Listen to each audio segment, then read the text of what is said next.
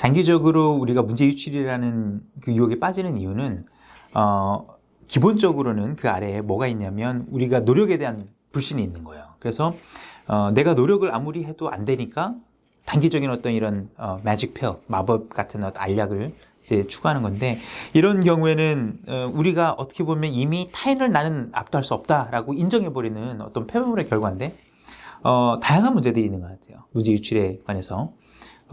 그 부분을 이제 간단하게 얘기하자면은 학생들의 어떤 이게 이만큼 결과를 내느냐라는 고민도 있을 테고, 장기적으로 보자면 과연 내 인생에서 이것이 그럴 만한 가치가 있는 시험이냐, 이런 문제를 같이 한번 고민을 해봐야 될 것 같습니다.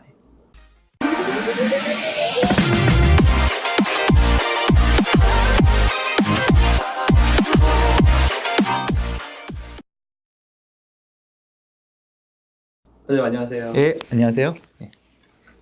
오늘 조금 민감한 내용을 다뤄보고자 합니다. 네네. 바로 SAT 문제 유출에 관련된 내용인데요. 요즘 SAT 여름 특강 등록이 한창인 시즌이잖아요. 근데 얼마 전 한 학부모님이 상담하시면서 그런 말씀하시더라고요. 요즘 엄마들은 SAT 학원들을 문제 유출 학원들과 그렇지 않은 학원들로 나눈다고. 이런 문제 유출 학원들이라는 곳들 어떻게 정리해 볼 수 있을까요? 네, 뭐 많죠. 그리고 저희들이 많이 부딪히고, 저희들도 사실 그런 질문도 많이 받고, 뭐 아는 것도 많고 이제 주변에 있는데, 문제 유출이라는 것을 먼저 정의를 내리자면 가장 중요한 것은 첫 번째로는 불법이다라는 거죠. 그다음에 두 번째로는 그 어떤 특정 일에 어떤 시험이 나올 거라는 것을 안다고 주장하는 거죠. 그래가지고 그것을 불법적으로 이제 빼내서 그 시험만 풀어서 고득점을 낼 수 있게 만들어주는 걸 유출이라고 할 수 있겠죠. 특징이 몇 가지가 있겠는데, 첫 번째로는 단기적이에요. 그러니까 이것만 풀면 된다, 공부 안 해도 돼, 이런 거죠. 두 번째로는 당연히 고액이겠죠. 특성상 고액일 수밖에 없겠죠. 왜냐하면 불법이라는 얘기는 누군가가 그 이익을 공유해야 되는데, 이제 그거를 뭐 많이 받아가지고 이제 뭐 브로커한테 준다든지 하겠죠. 어떤 방식으로 하는지는 저는 뭐 정확하게 모르겠지만 브로커가 있을 것 같아요. 근데 우리가 일반적으로 유출이라고, 문제 유출이라고 하는 것과 문제가 시험지를 유출해서 아이들을 준비시키는 것과 시험지가 우리가 준비하는 과정에서 나왔던 것이 적중, 예, 이렇게 뭐 똑같이 나오든지 아니면 굉장히 유사하게 나오든지 아니면 같은 지문이 나오든지 하는 것은 매우 다르다고 저는 봅니다. 그래서 먼저 우리가 해야 될 것은 유출과 적중의 그 차이를 좀 생각을 해봐야 될 것 같아요. 그래서 유출은 아까 제가 말씀드린 것처럼 가장 중요한 것은 이거를 사전에 인지하고 있었다는 것 같아요. 이 문제가 이번에 나오니까 답만 외우고 가도 1600점 만점. 이게 이제 문제 유출인 거죠. 문제 적중은 완전히 다르다고 봅니다. 첫 번째로 적중이라는 것은 문제 적중했다. 근데 적중하는 경우가 많지는 않아요. 근데 왕왕 있죠, 가끔. 이제 왜냐면 너무 다양한 지문을 풀고, 또 사실 저희도 이제 그렇지만 대부분의 학원들이 다 컬리지 보드에서 만든 문제들을 쓰죠. 뭐 오피셜 가이드는 당연하고 릴리스된 문제들, 뭐 그 이상의 문제들도 많이 최대한 쓰겠죠. 왜냐면 안 쓰는 것이 도움이 되지는 않을 테니까 쓰긴 쓰지만, 이 문제가 이번에 나온다라고 하면서 풀지는 않아요. 그러니까 우리가 당연히 내 실력이 어느 정도 되는지 객관적으로 검증하려면 컬리지 보드가 만든 문제가 가장 수준이 맞을 테니까, 실전과. 그래서 푸는 것은 너무나도 당연한 건데, 우리는 그것이 이게 나올 거다라는 생각을 가지고 푸는 것이 아니고, 이런 문제를, 컬리지 보드가 만든 문제를 내가 풀어갈 수 있는지를 검증해 보는 거잖아요. 근데 모의고사를 이제 쓴다든지, 예를 들어서 아니면 수업 시간에 쓴다든지. 근데 그것은 일단은 중장기적인 학습의 한 부분이죠. 마치 비유를 하자면 운전면허 시험을 보는 데 있어서 우리 왜 그 문제집 풀지 않습니까? 뭐 이렇게 위로 넘기는 문제집 풀잖아요. 근데 그 문제집을 풀면은 거기에는 과거에 나왔던 그 문제은행식에서 나왔던 것들을 최대한 비슷하게 막 수십 테스트를 만들잖아요. 그걸 푸는 과정에서 우리가 몰랐던, 예를 들어서 이런 표지판은 이렇게 되고 뭐 주차는 어떻게 해야 되고 이런 걸 이제 알듯이 그 배우는 게 목적인데, 문제 유출이라고 하면 그거랑 다른 거죠. 예를 들어서 이겁니다. 운전면허 그거 시험 보는데, 필기 보는데 그거 공부 안 해도 된다. 이것만 이번 주 토요일 날 보는 시험 이건데 이것만 외우고 답 이거 40개만 외워가면 만점 통과해 라고 얘기하는 거와 마찬가지. 그 굉장히 큰 차이가 있습니다. 그래서 우리가 일반적으로 좋은 지문과 좋은 글과 좋은 잡지들을 노출시키고 또 기출문제를 많이 풀리고 해가지고 아이들이 어떤 더 잘 well prepared 되는 것은, 저는 그 사실 상 문제는 없다고 봐요. 실력이 향상되는 그렇죠. 실력이 향상되니까요. 칼리지 보드가 물론 그 테스트를 종이로 프린트해가지고 쓰는 것은 물론 그건 좀 미국의 현행법적으로 원래는 안 될 거예요. 뭐 카피라이트라는 게 있으니까. 하지만 그거는 이제 우리가 어떻게 극복할 수 없는 문제니까. 한다 하더라도 시험지를 유출해서 이것만 하고 여름에 이거 안 해도 돼. 다른 거 해. 라고 한다는 것은 그거는 이제 아주 아슬아슬한 뭐 어떤 면으로 보든지 불법인 부분인 거죠. 그러니까 이런 학원들에서 이제 시험 전에 시험지를 미리 빼돌리는 그렇죠. 거죠. 빼돌리는 거죠. 뭐 빼돌려서 어떤 학생들한테, 방식이든. 이걸 풀면 이번에 나오니까 그쵸. 조금만 풀어봐라 라고 한다는 얘기인 것 네네. 같아요. 그러니까 요즘에 이제 뭐 문제됐던 뭐 여가 사건도 있었잖아요. 그렇죠. 그렇죠. 그 예. 교사가 자녀들한테 시험 문제를 빼돌려서 그쵸. 풀게 했던 사건. 사회적인 문제가 그게- 크게 됐죠. 그게 그 사건 그 사건하고 좀 연결되는 그런 대목인 것 같습니다.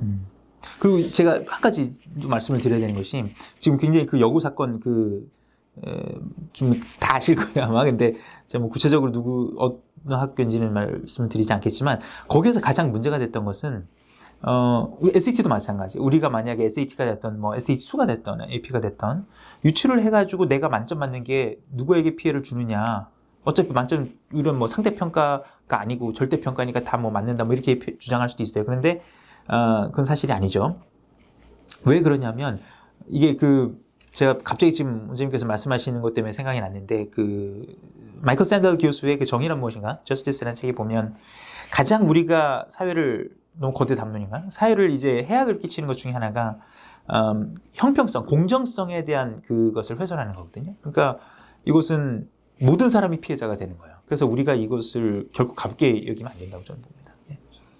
그러니까 뭐 물론 학생들이 고득점을 목표로 하니까 그런 목표로 하는 학생들한테 이런 문제 유출을 통해서 사전에 미리 문제를 풀고 또 그쵸. 그래서 거의 고득점이 보장되듯이 하는 것 뭐 큰 유혹일 것 같긴 한데 너무 당연한 질문 같지만 학생들이 이런 유혹에 빠지는 그런 근본적인 원인은 뭘까요? 뭐 제 생각에는 첫 번째로는 주식이나 뭐 이런 뭐 다단계에 빠지는 이유가 똑같다고 봅니다. 첫 번째로는 탐욕과 공포요. 탐욕. 내가 이것을 하면 왠지 나는 예를 들어서 뭐 NYU를 갈 것 같은데, NYU가 나쁘다는 얘기가 아니에요. NYU를 갈 것 같은데 이걸 하면 코넬 갈 수 있을 것 같아. 라는 그런 욕심이 생기죠. 아주 달콤한 첫사랑의 첫 키스 같은 이런 그 유혹에 자꾸 우리는 헤어나기 쉽지 않은 거예요. 탐욕이 있기 때문에. 두 번째는 공포입니다. 내가 이걸 못하면 나는 아무 데도 못 갈 것 같아. 아니면은 나랑 비슷한 쟤들은 다 좋은 데 갈 것 같은데 왠지 나는 못 갈 것 같아. 라는 공포심이거든요. 근데 그 탐욕과 공포가 지배하면은 항상 비이성적인 판단을 하게 돼요. 그 비이성적인 판단이 뭐냐면, 내가 정상적으로 노력을 해서는 어차피 안 된다는 것을 admit하는 거거든요. 인정하는 거거든요. 그래서, 그렇죠. 그래서 이건 굉장히 저는 굉장히 심한 어떤, 인정이라고 저는 생각을 하는데, 장기적인 노력이라는 것 자체를 배척하는 거랑 마찬가지예요. 그래서 내가 이미 실패했다라는 어느 부분까지는 실패했다는 것을 이제 전제로 하고 시작을 하는 거죠. 두 번째로는 내가 남들보다 앞설 수 없다는 것을 자기도 알고 돈을 내주시는 부모님도 알고 나에게 시험지를 건네주는 저 잘생긴 선생님도 아는 거예요. 그러다 보니까 이 아이는 지금은 점수가 어떻게 잘 나올지는 모르겠어요. 물론 여기서 우리 기억해야 될 것은 그게 꼭 그렇게 좋은 결과로 귀결되는 건 아니에요. 제가 알기로도 5월 달에 지금 저희 촬영 시점이 5월인데 5월 달에 적중을 한다고 해서 이렇게 모집을 했던 곳이 적중이 안 됐었어요. 그럼 이제 어떻게 되냐면 그런 경우에는 자기는 그 적중될 줄 알고 아무 준비도 안 했는데 이제 더 급해지는 겁니다. 그러면은 시간도 다 날리고 그러면 더 큰 유혹에 빠지게 되죠. 더 큰 이제 옵션이 없어지는 거예요. 여름에는 지금까지 안 했는데 여름에 그럼 새로 시작하는 것보다는 한 번 더 베팅을 하는 게 이제 훨씬 더 굉장히 빠지기 쉽겠죠. 이렇게 이제 문제 유출을 통해서 시험을 봤다. 그리고 이제 고득점을 받았다. 이게 사실 그냥 고득점을 받았다라는 어떤 시험 하나에서 뭐 점수를 높게 받았다라는 걸로 끝나는 거가 아니잖아요. 그렇죠. 예. 그거에 따른 어떤 임플리케이션들을 좀 한번 다뤄볼 수 있을 것 같아요. 그럴 필요가 굉장히 있을 것 같습니다. 우선 한번 보겠습니다. 학생들 입장에서 그런 경험을 가진 학생들이 앞으로 뭐 직면하게 될 본인들이 앞두게 될 그런 상황들에 대해서 저는 현실에 대해서 한번 좀 네네. 여쭤볼까요? 일단은 우리가 전제를 해야 될 것이 이렇게 문제 유출 혹은 뭐 시험지 유출을 한다고 해가지고 항상 고득점이 나오는 게 아니에요. 진짜로. 그게 가장 큰 실수입니다.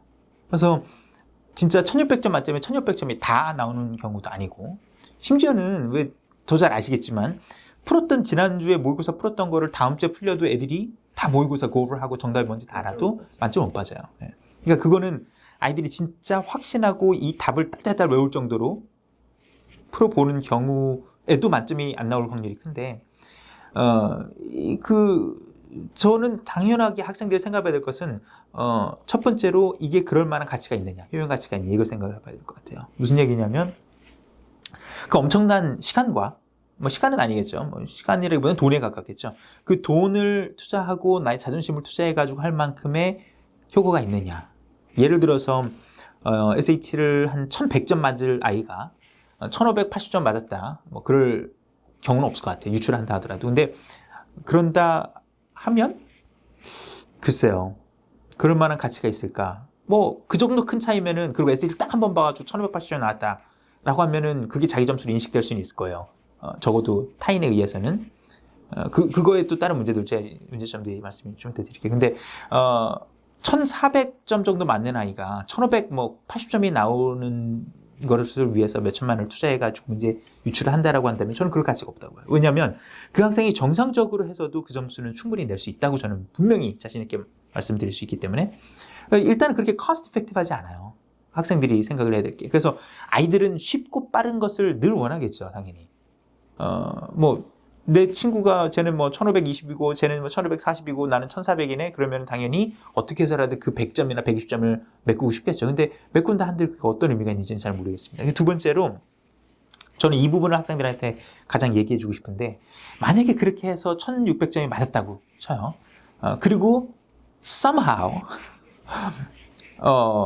이 학생이 뭐 드림스쿨을 갔다. 예를 들어서 뭐 프린스턴을 갔다라고 한다면 저 같으면 제가 그 학생이라고 한다면 나의 성공이 진짜 이거 내가 이룬 성공인가를 늘 죽을 때까지 확인하고 싶을 것 같아요. 네. 내가 정말로 그때 치팅 안 했으면 프린스턴에 못 왔을까를 궁금하지 않겠습니까? 예를 들어서 그 학생이 이미 1400 뭐 중후반이 나왔는데 조금 더 해가지고 그 치팅을 해가지고 1500 뭐 80점이 나와서 합격을 했다. 그러면 이게 그 100점이 오른 거에 때문에 내가 합격을 한 건지 아니면 나의 본질적인 어떤 퀄리티를 프린스턴이 recognize 해가지고 나를 뽑아준 건지 모르거든요. 근데 그 부분이 정말 평생 동안 나를 갉아먹을 것 같아요. 그래서 그 예전에 그 트로이라는 그 영화 제 책에도 그런 내용이 나온지는 정확히 기억이 안 나요. 또 오래돼가지고. 근데 트로이 영화에서 그 아킬레스랑 그 헥토랑 이렇게 결투하는 장면에서 헥토가 이렇게 싸우다가 밀리죠. 아킬레스 밀리다가 돌에 걸려서 뒤로 넘어져요. 그랬더니 그 아킬레스가 뭐라 하냐면 stand up, Prince of Troy 하면서 I will not let that stone take my glory 이런 얘기를 하거든요. 그러니까 내가 이겨서 널 이길 수 있을 것 같은데 당연히 근데 이 돌 때문에 널 이겼다는 얘기를 듣고 싶지 않다. 그래서 일어나라고 빨리 일어나서 정상적인 데서 다시 하자고 이렇게 얘기하거든요. 근데 그런 게 학생들이 참 가지면은 좋을 것 같아요. 그런 생각을. 이 성공을 내가 이루고 하는 것이 의미가 있지. 단순하게 내가 프린스턴 갔다는 것이 나를 디파인하지 않거든요.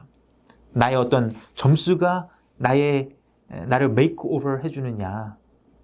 그 사실이 학생을 인캡슐레이트 하느냐. 이거는 정말로 학생들한테 제가 묻고 싶은 꼭 그 부분을 기억해 주면 좋을 것 같아요. 그 다음에 두 번째로 마지막으로는 우리가 사실 SAT 점수 자체를 원하는 것이 아니고 우리가 궁극적으로 원하는 것은 최종적으로 원하는 것은 SAT 정도는 아주 우습게 좋은 성적이 나올 수 있는 실력의 배양이 목적인 거죠. 근데 우리는 마치 본질적인 것을 임프루브하려는 거는 중요한데 아무도 얘기를 안 하는 거예요. 마치 속은 막 썩어 들어가고 있는데 화장해가지고 아주 피부 좋은 것처럼 얘기하는 거랑 마찬가지입니다. 그건 굉장히 심각한 문제가 있죠. 그래서 학생들이 잘못된 것을 추구하고 잘못된 것에 굉장히 유혹을 되는 그런 경우가 많은 것 같아요. 오히려 제가 얘기를 들어보면은 어머님들께서 이것을 막 이렇게 찾아가지고 해주시는 경우도 있겠지만 더 많은 경우는 학생들이 원해요.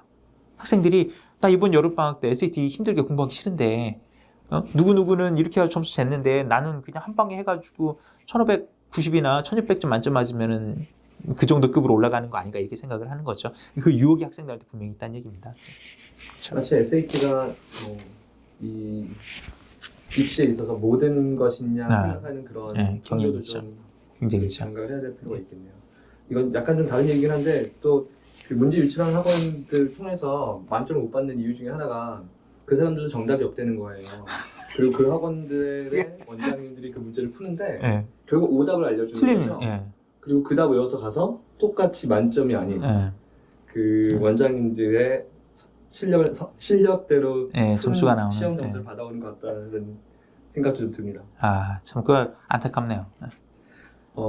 학생들 입장에서는 그런데 또 저희가 이제 보통 상담을 하다 보면 또 학부모님들도 동의하게 그렇죠. 되는 학부모님들이 게 더 이제, 예. 학부모님들 입장에서는 아, 예. 고려하셔야 될 것들을 제가, 글쎄요. 제가, 죄송합니다. 제가 감기가 걸려가지고.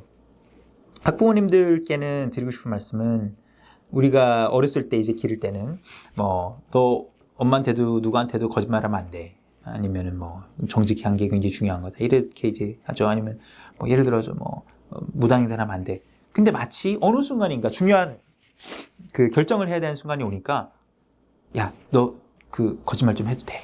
아니면은 너 이제 이런 거는 부정직해 해도 돼라고 얘기하는 거거든요. 그러니까 그 행동은 뭐냐면 쉽게 얘기하면은 굉장히 이율배반적인 거죠. 내가 지금까지 주장해왔던 학생들, 자녀들에게 이제 주고 싶었던 어떤 그런 중요한 삶의 가치관 같은 것이 없던지 아니면 있는데 그것을 굉장히 쉽게 어떤 이유에서든 타협하는 모습을 보이는 거고 저는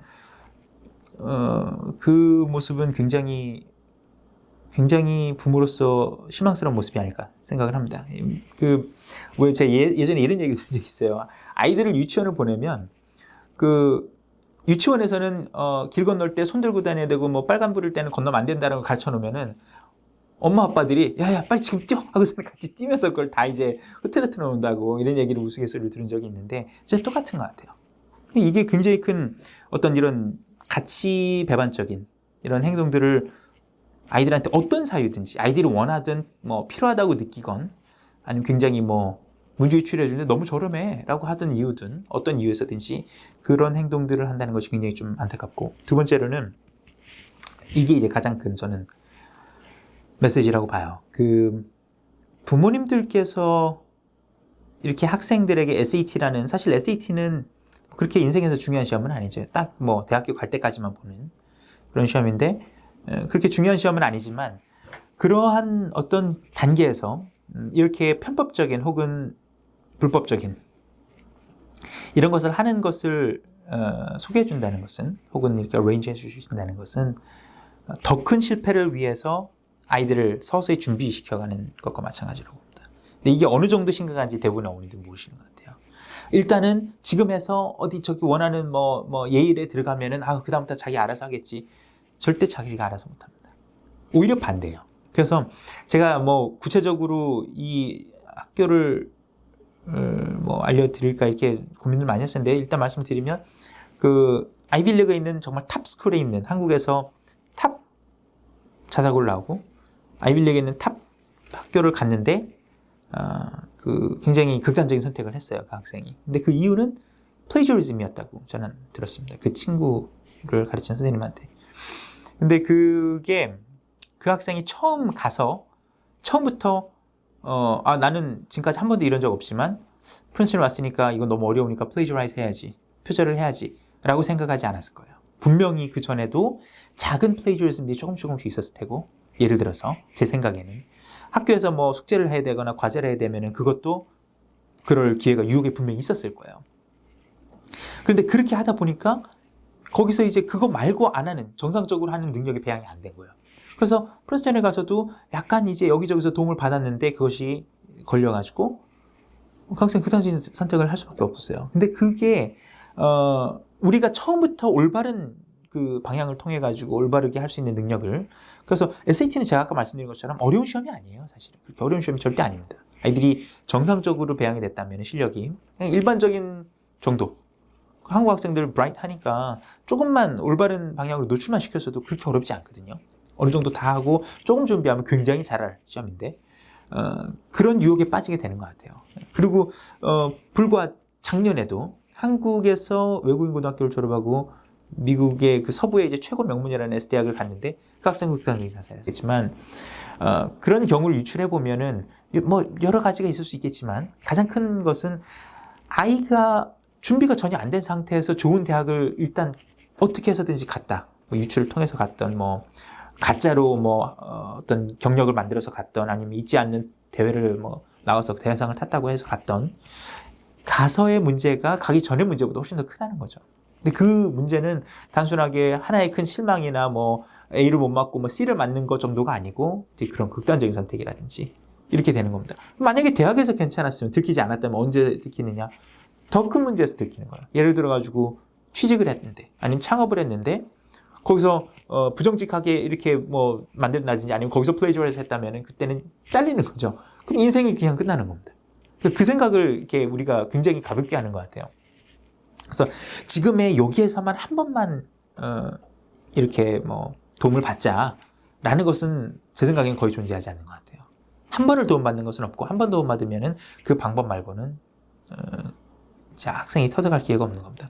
단적인 예로 제가 아는 학생이 SAT를 배워서 굉장히 잘했어요. 그 예전 2,400점 만점 때 굉장히 제 생각에는 그 학생이 필요한 점수보다 훨씬 더 높게 그 학생이 GPA라든지 어떤 뭐 이런 다른 여러 가지 것들을 상황을 봤을 때 훨씬 더 충분히 좋았어요. 그만해도 돼요.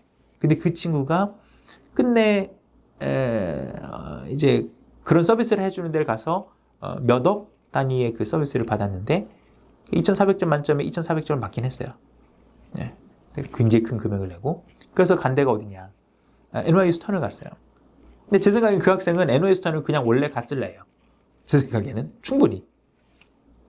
근데 아까 제가 말씀드린 것처럼 이 성공이 내가 이룰 수 있는 거냐 없냐를 평가하지 못하는 거예요. 얘는 영원히 스턴을 갈 수 있었다 하더라도 영원히 내가 진짜 갈 수 있었는지 없었는지는 영원히 알지 못할 거예요. 끊임없이 의심해야 되죠. 이게 그 의심은 그리고 자기만 알고 있는 거니까 더 고통스러울 거고. 근데 더 웃긴 거는 그 친구가 거기 가서 과제물을 못 하는 거예요. 페이퍼도 못 쓰고. 그래서 지금 4학년인데 지금도 도움을 받아요. 처음에 그 불법을 알선해준 업체에서 계속 관리를 받아요. 그래서 굉장히 큰 비용을 내면서 그냥 숙제 관리, 뭐 페이퍼 써주고 대필해주고 하는 걸 지금까지도 하고 있어요. 그럼 그 친구가 정말 집이 정말 위복해가지고 집에 뭐 한 5천억 원 정도 상속 받는다 이러면 문제가 안 될 수도 있어요. 근데 그게 아니고 어디를 들어간다. 그럼 그 다음에는 막 30대에 막 과장이 되고 막 40대에 부장이 돼서도 그러면은 도움을 받고 학원 다니고 코칭 받고 그래야 된다는 얘기입니다. 그러니까 우리가 왜 너는 다 컸는데 네 스스로 결정 못하냐라는 질문을 하기 전에 부모님들께서 어떤 가치관과 어떤 능력을 아이에게 홀로 설 수 있는 능력, 자력을 자강할 수 있는 그런 방법을 줬는지를 한번 생각을 해봐야 될 것 같아요.